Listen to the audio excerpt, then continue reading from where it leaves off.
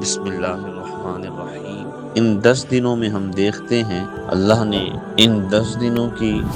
فضیلت اہمیت میں جو ایک امتیازی شان عطا فرمائی وہ حج کی، کہ اس مہینے میں حج ہوتا ہے اور 5 دن 8 ذی الحج سے لے کر 12 ذی الحج تک، اور حضور صلی اللہ علیہ وسلم نے ترمذی شریف میں ہے، حدیث نمبر 810 ہے، تابعوا بین الحج والعمرۃ فإنهما ينفيان الفقر والذنوب كما ينفي الكير خبث الحديد والذهب والفضة۔ حج اور عمرہ ایک کے بعد دوسرے کو ادا کرو، اس لیے کہ یہ دونوں فقر اور گناہوں کو اس طرح مٹا دیتے ہیں جیسے بھٹی لوہے، سونے اور چاندی کی میل کو مٹا دیتی ہے۔ اور پھر حضور نے فرمایا وَلَيْسَ لِلْحَجَّةِ الْمَبْرُورَةِ ثواب إِلَّا الْجَنَّةِ، اور حج مبرور کا بدلہ تو صرف جنت ہی ہے۔ تو اللہ جن کو مال کی وسعت عطا فرمائے ان کو چاہیے کہ وہ حج کے لیے جائیں، اور حج اس دن کی، اس مہینے کی سب سے اہم ترین عبادت اس لحاظ سے ہے کہ اللہ جن کو مال دے تو وہ حج ادا کریں۔ پھر اسی طرح ہی مسلم شریف میں ہے کہ عرفہ یعنی 9 ذی الحجہ کے دن کا روزہ، کہ 9 ذی الحج تک روزے رکھے جائیں، لیکن 9 ذی الحجہ کا روزہ اس کی خصوصیت حضور صلی اللہ علیہ وسلم نے الگ سے بیان کی، صیام یوم عرفہ۔ حضور نے فرمایا عرفہ کے دن کا روزہ رکھنا یہ احتسب علی اللہ ان یکفر السنۃ التی قبلہ والسنۃ التی بعدہ،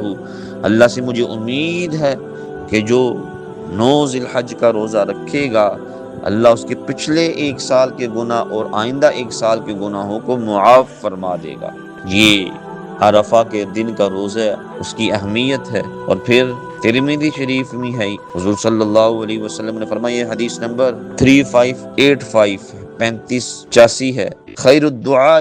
دعاء یوم العرفہ، عرفہ کے دن کی دعا تمام دعاؤں سے بہتر ہے، وخیر ما قلت انا والنبیون من قبلی، اور سب سے افضل کلمہ جو میں نے اور مجھ سے پہلے تمام انبیاء علیہم السلام نے کہا ہے وہ کیا ہے، لا الہ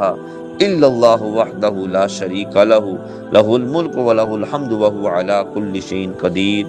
یہ آپ صلی اللہ علیہ وسلم نے فرمایا یہ بہترین کلمہ ہے۔ اور پھر اسی طرح ہی اللہ نے جو حج پر نہیں جا سکے ان کے لیے جن کو مال کے اللہ نے وسعت عطا فرمائی ہے قربانی ہے، اور ترمذی شریف میں ہے، حضرت عائشہ صدیقہ رضی اللہ تعالی عنہا بیان کرتی ہیں کہ ما عمل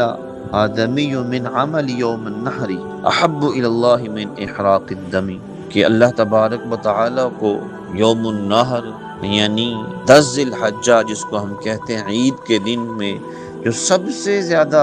محبوب عمل ہے وہ قربانی ہے، اور انہ لیأتی یوم القیامۃ بقرونها واشعارها، قیامت کے دن جس جانور کو ذبح کیا گیا وہ اپنی کھال اپنے بال کے ساتھ آئے گا،